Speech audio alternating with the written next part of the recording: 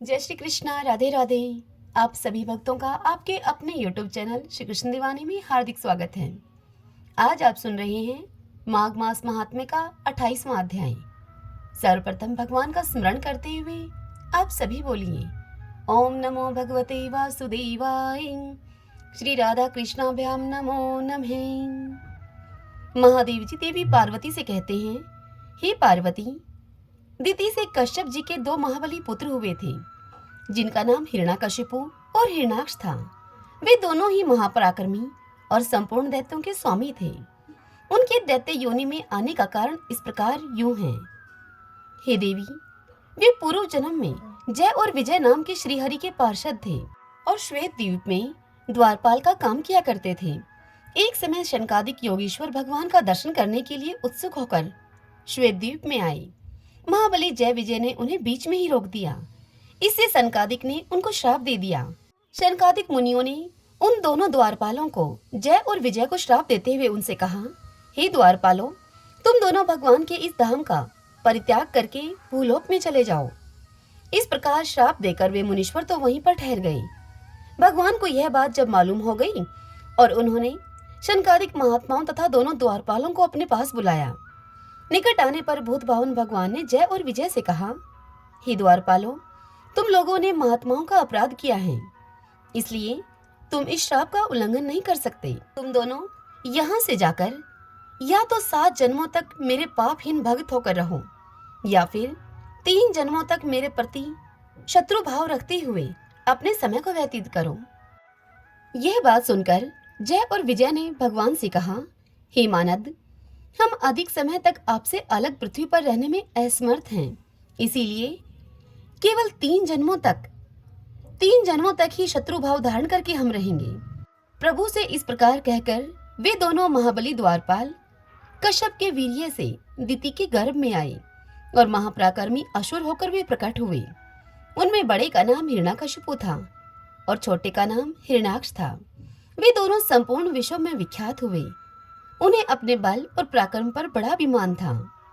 हिरण्याक्ष मद से उन्मत्त रहता था। उसका शरीर कितना बड़ा था यह हो सकता था, इसके लिए कोई निश्चित मापदंड नहीं था।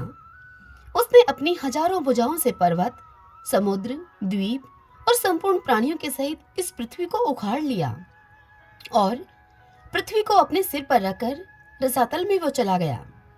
यह देखकर संपूर्ण देवता भय से पीड़ित होकर अब हाहाकार करने लगे और रोग शोक से रहित भगवान नारायण की भी शरण में गए। उस अद्भुत वृतांत को जानकर विषव रूपधारी जनार्दन भगवान ने वराह रूप को धारण किया। उस समय उनकी बड़ी बड़ी दाढ़ें और विशाल भुजाएं थीं। उन परमेश्वर ने अपनी एक दाढ़ से उस दैत्य के ऊपर आघात किया, जिससे कि उस दैत्य का विशाल शरीर कुचला गया और वह अधम दैत्य तुरंत ही मर गया। पृथ्वी को रसातल में पड़ी हुई देखकर भगवान वराह ने उसे अपनी दाढ़ पर उठा लिया और उसे पहले की ही भांति शेषनाग के ऊपर स्थापित करके स्वयं कश्यप रूप से पृथ्वी के आधार बन गए। वराह रूपधारी महाविष्णु को वहां देखकर संपूर्ण देवता और मुनि भक्ति से अपना मस्तक झुकाकर उनकी स्तुति करने लगे। स्तुति करने के बाद उन्होंने गंध पुष्प आदि से श्री हरि का पूजन किया। तब भगवान ने उन सबको मनोवांछित वरदान दिया। इसके बाद वे महर्षियों के मुख से अपनी स्तुति को सुनते हुए वहीं पर अंतर्ध्यान हो गए। अपने भाई हिरण्याक्ष को मारा गया जानकर महादैत्य हिरण्याकशिपु मेरुगिरी के पास जाकर मेरा ध्यान करते हुए तपस्या करने लगा। हे देवी पार्वती, उस महाबली दैत्य ने 1000 दिव्य वर्षों तक केवल वायु पीकर अपने जीवन का निर्वाह किया और ओम नमः शिवाय इस पंचाक्षर मंत्र का जप करते हुए वह सदा मेरा पूजन करता रहा।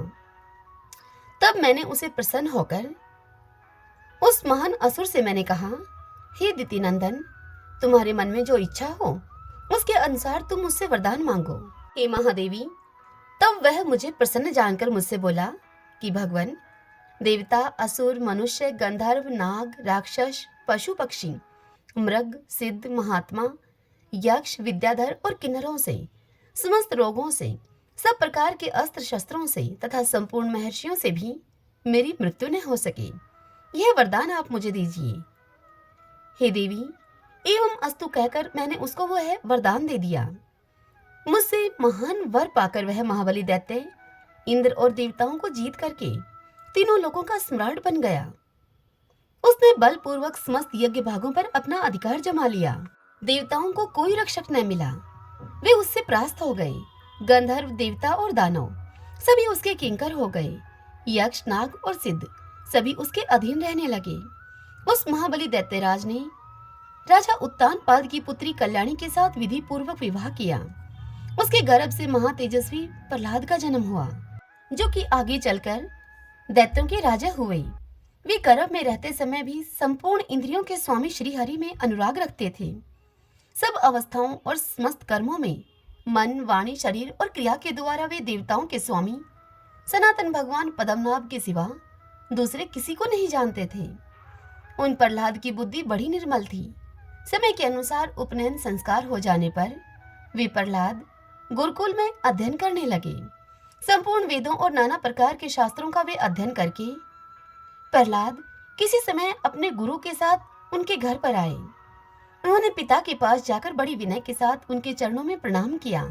हिरण्यकशिपु ने उत्तम लक्षणों से युक्त अपने पुत्र को अपने चरणों में पड़ा हुआ देखकर भुजाओं से उठाकर अपने पुत्र को छाती से लगा लिया और उसे गोद में बैठाकर उससे कहा कि बेटा प्रहलाद, तुमने दीर्घ काल तक गुरुकुल में निवास किया है। वहां गुरुजी ने जो तुम्हें जानने योग्य तत्व बतलाया हो वह तुम मुझसे कहो। अपने पिता के इस प्रकार पूछने पर जन्म से ही वैष्णव प्रहलाद ने बड़ी प्रसन्नता के साथ पाप नाशक वचन अपने पिता से कही। प्रहलाद ने कहा अपने पिता से, पिताजी, जो संपूर्ण उपनिषदों के प्रतिपाद तत्व अंतर्यामी पुरुष और ईश्वर हैं, उन सर्वव्यापी भगवान विष्णु को नमस्कार करके मैं आपसे कुछ निवेदन करता हूँ। प्रहलाद के मुख से इस प्रकार विष्णु की स्तुति को सुनकर दैत्यराज हिरण्यकशिपु को बड़ा विस्मय हुआ। उसने कुपित होकर गुरुदेव से पूछा, हे खोटी बुद्धि वाले ब्राह्मण, तूने मेरे पुत्र को क्या सिखा दिया? मेरा पुत्र होकर यह इस प्रकार विष्णु की स्तुति करे? तूने ऐसी शिक्षा इसे क्यों दी? यह मूर्खतापूर्ण न करने योग्य कार्य ब्राह्मणों के ही योग्य है। हे ब्राह्मण धम, मेरे शत्रु की यह स्तुति जो कदापि सुनने के योग्य नहीं है, आज मेरे ही आगे मेरे इस बालक ने मुझे सुना दी। यह सब तेरा ही प्रसाद है। इतना कहते कहते दैत्यराज हिरण्यकशिपु क्रोध के मारे अपनी सुध-बुध खो बैठा और चारों ओर देखकर उसने दैत्यों से कहा, अरे इस ब्राह्मण को तुम मार डालो। आज्ञा पाते ही क्रोध में भरे हुए राक्षस वहां पर आ पहुंचे और उन श्रेष्ठ ब्राह्मण के गले में रस्सी डालकर उनके गले में रस्सी लगाकर उन्हें बांधने लगे। ब्राह्मणों के प्रेमी प्रहलाद अपने गुरु को बनते हुए देखकर अपने पिता से बोले। प्रहलाद ने अपने पिता से कहा, तात, यह गुरुजी ने नहीं सिखाया है। यह तो देवादिदेव भगवान विष्णु की ही कृपा से मुझे ऐसी शिक्षा मिली है। दूसरा कोई गुरु मुझे उपदेश नहीं देता। मेरे लिए तो श्री हरि ही प्रेरक हैं। सुनने, मनन करने, बोलने तथा देखने वाले सर्वव्यापी भगवान केवल श्री विष्णु ही हैं। वे ही अविनाशी कर्ता हैं और वे ही सब प्राणियों पर नियंत्रण करने वाले हैं। अतः हे प्रभो, मेरे गुरु इन ब्राह्मण देवता का कोई अपराध नहीं है, इसलिए इन्हें बंधन से आप मुक्त कर दीजिए। अब इनको बंधन से मुक्त कर देना चाहिए। अपने पुत्र की इस बात को सुनकर हिरण्यकशिपु ने ब्राह्मण का बंधन खुलवा दिया और स्वयं बड़े विस्मय में पड़कर प्रहलाद से कहा। हिरण्यकशिपु ने अपने पुत्र प्रहलाद से कहा कि हे बेटा, तुम ब्राह्मणों के झूठे बहकावों में आकर क्यों भ्रम में पड़े हो? कौन विष्णु है? कैसा उसका रूप है? और वह कहाँ निवास करता है? संसार में मैं ही ईश्वर हूँ पुत्र। मैं ही तीनों लोगों का स्वामी माना गया हूँ। विष्णु तो हमारे कुल का शत्रु है। उसे छोड़ो तुम और तुम मेरी ही पूजा करो, अथवा लोक गुरु भगवान शंकर की तुम आराधना करो, जो देवताओं के अध्यक्ष हैं, संपूर्ण ऐश्वर्य प्रदान करने वाले हैं और परम कल्याणमय हैं। ललाट में भस्म से त्रिपुंड धारण करके पाशुपत मार्ग से दैत्य पूजित महादेव जी की तुम पूजा में संलग्न रहो।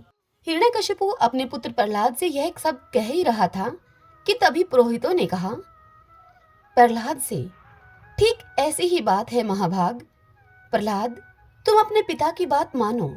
अपने कुल के शत्रु विष्णु को तुम छोड़ो और त्रिनेत्रधारी महादेव जी की तुम पूजा करो। महादेव जी से बढ़कर सब कुछ देने वाला दूसरा कोई देवता नहीं है। उन्हीं की कृपा से आज तुम्हारे पिता भी ईश्वर पद पर प्रतिष्ठित हैं। पुरोहितों की यह बात सुनकर प्रहलाद ने सभी से कहा, अहो, भगवान की कैसी महिमा है, जिनकी माया से सारा जगत मोहित हो रहा है। कितने आश्चर्य की बात है कि वेदांत के विद्वान और सब लोकों में पूजित ब्राह्मण भी मदो उन्मत्त होकर चपलतावश ऐसी बातें कहते हैं। मेरा तो दृढ़ विश्वास है कि नारायण ही परब्रह्म है, नारायण ही परम तत्व है, नारायण ही सर्वश्रेष्ठ ध्याता और नारायण ही सर्वोत्तम ध्यान है। संपूर्ण जगत की गति भी वे ही हैं।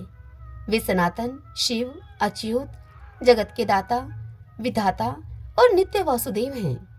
परम पुरुष नारायण ही यह संपूर्ण विश्व हैं और वे ही इस विश्व को जीवन प्रदान करते हैं। उनका श्रीअंग स्वर्ण के समान कांतिमान है। वे नित्य देवता हैं। उनके नेत्र कमल के समान हैं। वे श्री, भू और लीला इन तीनों देवियों के स्वामी हैं। उनकी आकृति सुंदर और सौम्य है तथा अंतःकरण उनका अत्यंत निर्मल है। उन्होंने ही संपूर्ण देवताओं में श्रेष्ठ ब्रह्मा और महादेव जी को उत्पन्न किया है। ब्रह्मा और महादेव जी उन्हीं की आज्ञा के अनुसार चलते हैं। उन्हीं के भय से वायु सदा गतिशील रहती है। उन्हीं के डर से सूर्यदेव ठीक समय पर उदित होते हैं और उन्हीं के भय से अग्नि, इंद्र और मृत्यु देवता सदा दौड़ लगाते रहते हैं। सृष्टि के आदि में एकमात्र नित्य देवता भगवान नारायण ही थे। उस समय न ब्रह्मा थे, न महादेव जी थे और न चंद्रमा थे और न ही सूर्य थे, न आकाश था, न पृथ्वी थी। नक्षत्र और देवता भी उस समय प्रकट नहीं हुए थे। विद्वान पुरुष सदा ही भगवान विष्णु के उस परम धाम का साक्षात्कार किया करते हैं। परम योगी महात्मा सनकादिक भी जिन भगवान विष्णु का ध्यान करते हैं, ब्रह्मा, शिव तथा इंद्र आदि देवता भी जिनकी आराधना में लगे रहते हैं, जिनकी पत्नी भगवती लक्ष्मी की कृपा कटाक्षपूर्ण आदि दृष्टि पड़ने पर ही ब्रह्मा, इंद्र, रुद्र, वरुण, यम, चंद्रमा और कुबेर आदि देवता हर्ष से फूल उठते हैं। जिनके नामों का स्मरण करने मात्र से पापियों की भी तत्काल मुक्ति हो जाती है, वे भगवान लक्ष्मीपति ही देवताओं की भी सदा रक्षा किया करते हैं। मैं लक्ष्मी के सहित उन परमेश्वर का ही सदा पूजन करूंगा और अनायास ही श्री विष्णु के उस परम पद को मैं प्राप्त कर लूंगा। अपने पुत्र प्रहलाद की ये बातें सुनकर हिरण्याकशिपु अत्यंत क्रोध में भरकर द्वितीय अग्नि की भांति जल उठा और चारों ओर देखकर वह दैत्यों से बोला, अरे, यह प्रहलाद बड़ा पापी है, यह शत्रु की पूजा में लगा है। मैं तुम सबको आज्ञा देता हूँ कि इस पापी को तुम भयंकर शस्त्रों से मार डालो। जिस श्री हरि के बल पर यह कहता है कि श्री हरि ही रक्षक हैं, ऐसा कहता है, उसे आज ही देखना है मुझे। उस हरि का रक्षा कार्य कितना सफल होता है, यह अभी मालूम हो जाएगा। दैत्यराज हिरण्याकशिपु की यह आज्ञा पाते ही समस्त दैत्य हथियार उठाकर महात्मा प्रहलाद को मार डालने के लिए उन्हें चारों ओर से घेर कर खड़े हो गए। इधर प्रहलाद भी अपने हृदय कमल में श्री विष्णु जी का ध्यान करते हुए अष्टाक्षर मंत्र का जप करने लगे और दूसरे पर्वत की भांति अविचल भाव से वे खड़े रहे। दैत्यवीर चारों ओर से उनके ऊपर शूल, तोमर और शक्तियों से प्रहार करने लगे, परंतु श्री हरि का स्मरण करने के कारण प्रहलाद का शरीर उस समय भगवान के प्रभाव से दुर्दर्श वज्र के समान हो गया। देवद्रोहियों के बड़े बड़े अस्त्र शस्त्र प्रहलाद के शरीर से टकराकर टूट जाते थे और कमल के पत्तों के समान छिन्न भिन्न होकर वह पृथ्वी पर गिर जाते थे। दैत्य उनके अंग में छोटा सा भी घाव करने में समर्थ न हो सके। तब विस्मय से नीचे मुंह किए हुए वे सभी योद्धा दैत्यराज हिरण्याकशिपु के पास जाकर चुपचाप खड़े हो गए। अपने महात्मा पुत्र को इस प्रकार तनिक भी चोट न पहुंची देखकर दैत्यराज हिरण्याकशिपु को बड़ा आश्चर्य हुआ। उसने क्रोध से व्याकुल होकर वासुकी आदि बड़े बड़े वैशैले और भयंकर सर्पों को यह आज्ञा दी कि इस प्रहलाद को काट खाओ तुम। अपने राजा हिरण्याकशिपु का यह आदेश पाकर अत्यंत भयंकर और महाबली नाग, जिनके मुख से आग की लपटें निकल रही थी, प्रहलाद को काट खाने की चेष्टा करने लगे, किंतु उनके शरीर में दांत लगाते ही वे सर्प विषों से हाथ धो बैठे, अपने जहर से हाथ धो बैठे। उनके दांत भी टूट गए तथा हजारों गरुड़ वहां प्रकट होकर उन नागों के शरीर को छिन्न भिन्न करने लगे। इससे व्याकुल होकर मुख से रक्त वमन करते हुए सभी सर्प इधर उधर भाग गए। बड़े बड़े सर्पों की यह दुर्दशा देखकर दैत्यराज का क्रोध अब और भी अधिक बढ़ गया। अब उसने मतवाले दिग्गजों को प्रहलाद पर आक्रमण करने की आज्ञा दी।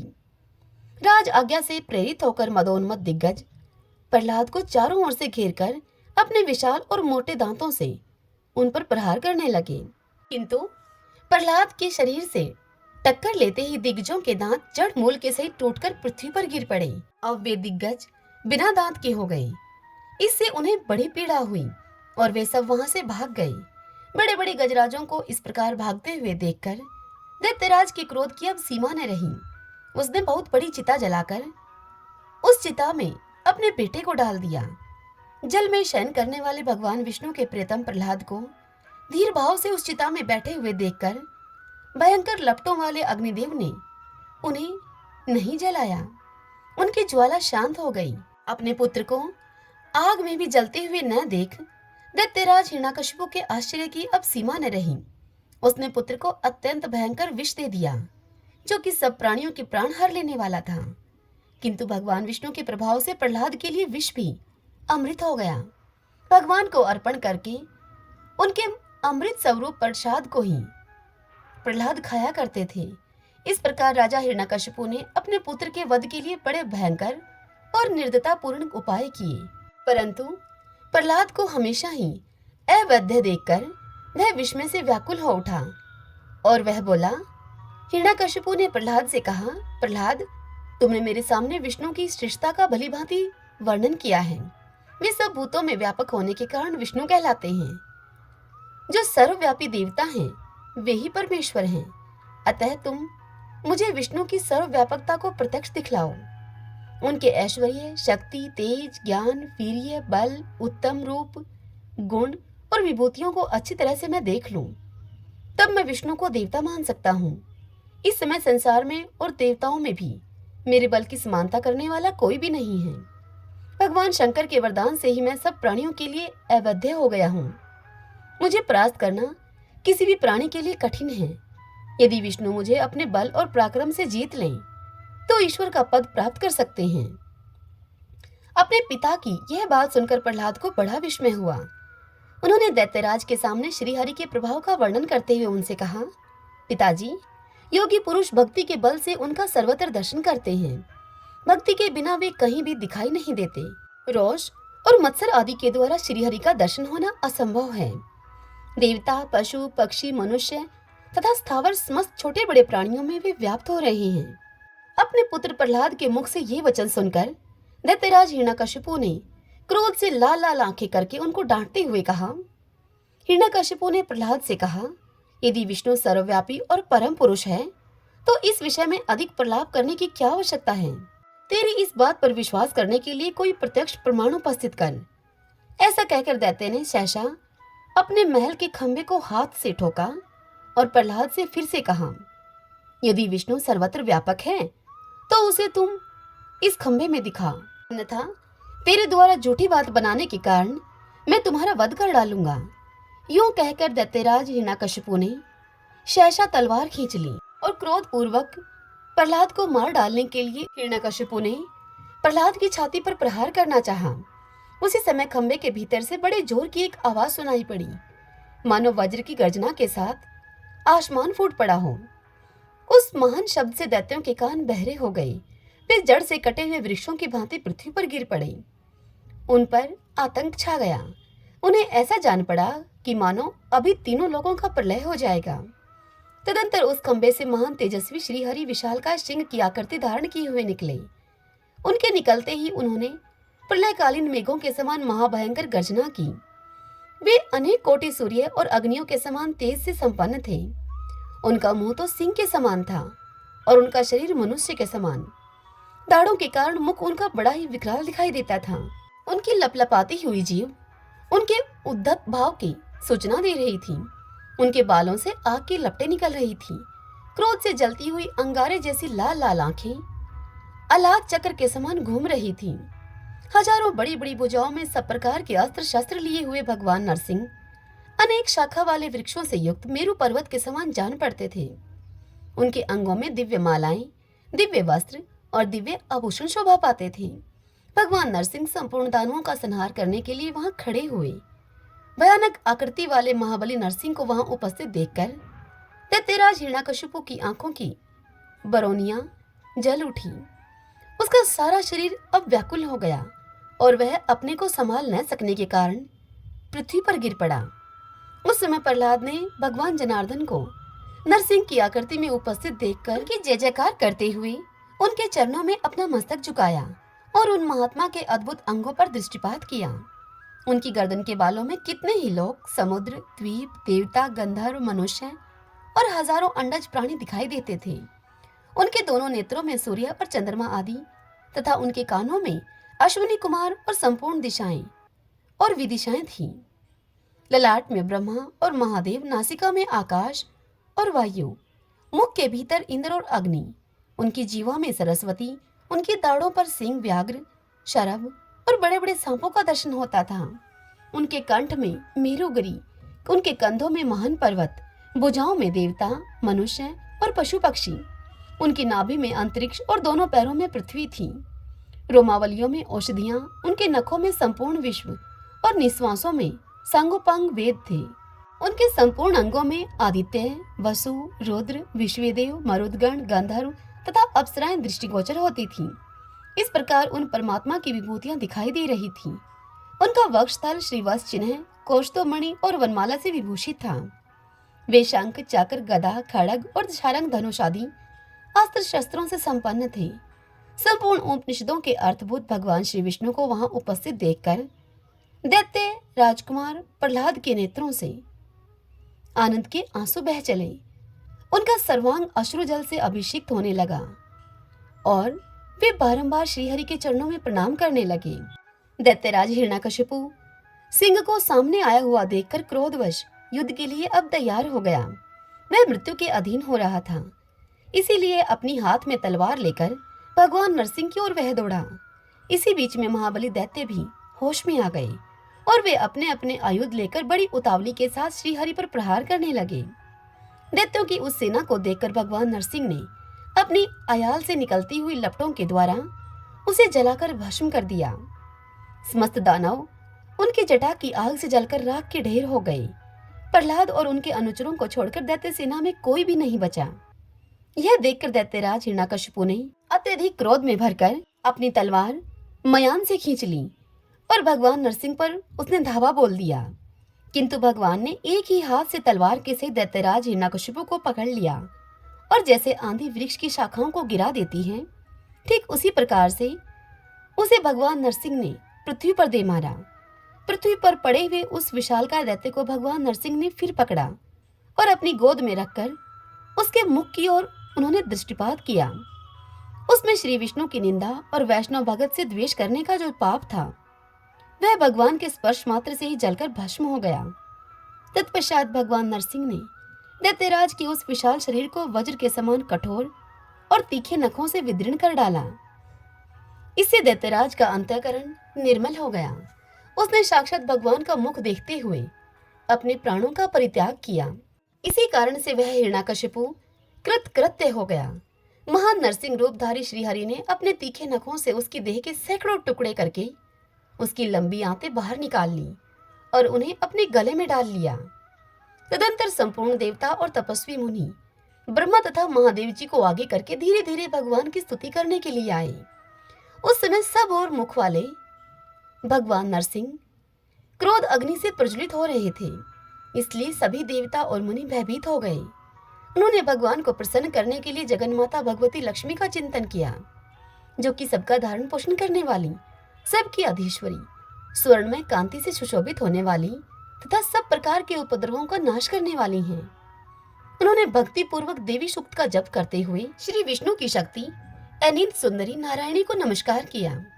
देवताओं के स्मरण करने पर सनातन देवता भगवती लक्ष्मी वहां प्रकट हो गई। देवादिदेव श्री विष्णु की वल्लभा महालक्ष्मी का दर्शन करके संपूर्ण देवता बहुत प्रसन्न हुए और हाथ जोड़कर महालक्ष्मी से बोले, हे देवी, अपने प्रियतम को तुम प्रसन्न करो। तुम्हारे स्वामी जिस प्रकार भी तीनों लोगों को अभय दान दे, तुम वही उपाय करो। देवताओं के इस प्रकार ऐसा कहने पर भगवती लक्ष्मी सहसा अपने प्रियतम भगवान जनार्दन के पास गई और उनके चरणों में पड़कर उनको नमस्कार करके उनसे बोली, हे प्राणनाथ, आप प्रसन्न होइए। अपनी प्यारी महारानी को उपस्थित देखकर सर्वेश्वर श्रीहरि ने राक्षस शरीर के प्रति उत्पन्न क्रोध को तत्काल त्याग दिया और कृपा रूपी अमृत से सरस दृष्टि के द्वारा उनकी ओर देखा। उस समय उनके कृपापूर्ण दृष्टिपात से संतुष्ट होकर जय जयकार करते हुए उच्च स्वर से स्तुति और नमस्कार करने वाले लोगों में आनंद और उल्लास छा गया। तत्पश्चात संपूर्ण देवता हर्ष में मगन होकर जगदीश्वर श्री विष्णु को नमस्कार करके हाथ जोड़कर उनसे इस प्रकार बोले। सभी कहने लगे, हे भगवान, अनेक भुजाओं और चरणों से युक्त आपके इस अद्भुत रूप और तीनों लोकों में व्याप्त दुसह तेज की ओर देखने और आपके समीप ठहरने में हम सब देवता असमर्थ हो रहे हैं। देवताओं के इस प्रकार प्रार्थना करने पर देवेश्वर श्री विष्णु ने उस अत्यंत भयानक तेज को समेट लिया, अर्थात उस नरसिंह रूप को समेट लिया और सुखपूर्वक दर्शन करने योग्य वे हो गए। उस समय उनका प्रकाश शरद काल के करोड़ों चंद्रमाओं के समान प्रतीत होता था। कमल के समान विशाल नेत्र शोभा पा रहे थे। जटापुंज से सुधा की वृष्टि हो रही थी। उसमें इतनी चमक थी कि मानो करोड़ों चपलाएं चमक रही हों। नाना प्रकार के रत्न निर्मित दिव्य केयूर और कड़ों से विभूषित भुजाओं के द्वारा वे ऐसे जान पड़ते थे मानो शाखा और फलों से युक्त कल्प वृक्ष सुशोभित हो। कोमल, दिव्य तथा जपा कुसुम के समान लाल रंग वाले 4 हाथों से परमेश्वर श्री हरि की बड़ी शोभा हो रही थी। उनकी ऊपर वाली 2 भुजाओं में शंख और चक्र थे तथा शेष 2 हाथों में वरदान और अभय की मुद्राएं शोभा पाती थीं। भगवान का वक्षस्थल श्रीवत्स चिन्ह, कौस्तुभ मणि तथा वनमाला से विभूषित था। उनके कानों में उदयकालीन दिनकर की सी दीप्ति वाले 2 कुंडल जगमगा रहे थे। हार, केयूर और कड़े आदि आभूषण भिन्न भिन्न अंगों की सुषमा को बढ़ा रहे थे। उनके वाम अंग में भगवती लक्ष्मी को साथ में लेकर भगवान नरसिंह बड़ी शोभा पाने लगे। उस समय लक्ष्मी और नरसिंह को एक साथ देखकर देवता और महर्षि मन ही मन बड़े प्रसन्न हुए। उनके नेत्रों से आनंद अश्रु की धारा बह चली, जिससे कि उनका शरीर अब भीगने लगा। वे आनंद समुद्र में निमग्न होकर बारंबार भगवान को नमस्कार करने लगे। उन्होंने अमृत से भरे हुए रत्नमय कलशों के द्वारा सनातन भगवान का अभिषेक करके वस्त्र, आभूषण, गंध, दिव्य पुष्प तथा मनोरम धूप अर्पण करके उनका पूजन किया और दिव्य स्तोत्रों से स्तुति करके बार बार उनके चरणों में मस्तक झुकाया। इससे प्रसन्न होकर भगवान लक्ष्मीपति ने उन देवताओं को मनोवांछित वरदान दिया।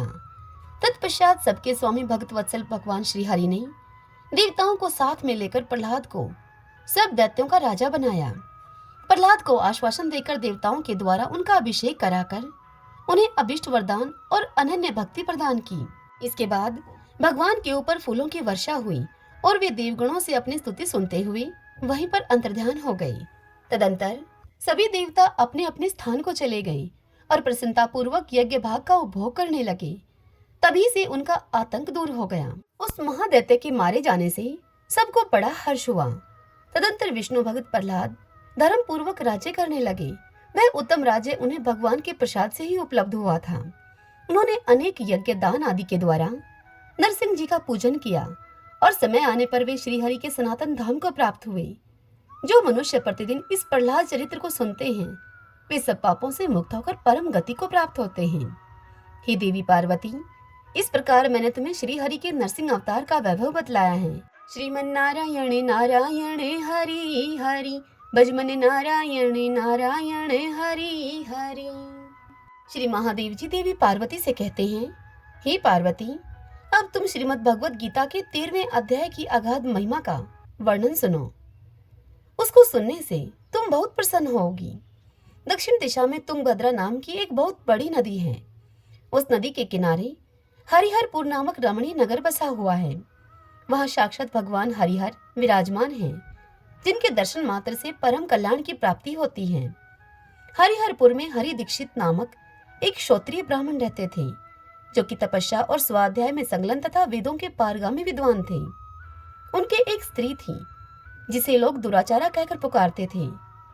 इसके नाम के अनुसार ही इसके कर्म भी ऐसे ही थे। वह सदा ही पति को कुवाचे कहा करती थी। उसने कभी भी उनके साथ शयन नहीं किया। पति से संबंध रखने वाले जितने लोग उनके घर पे आते उन सभी को वह भला बुरा कहती और स्वयं काम से उन्मत्त होकर निरंतर व्यभिचारियों के साथ रमण किया करती थी। एक दिन नगर को इधर उधर आते जाते हुए पुरवासियों से भरा हुआ देखकर उसने निर्जन एवं दुर्गम वन में अपने लिए संकेत स्थान बना लिया। एक समय रात में किसी कामी को न पाकर वह घर के किवाड़ खोलकर नगर से बाहर उस संकेत स्थान पर चली गई। उस समय उसका चित्त काम से मोहित हो रहा था।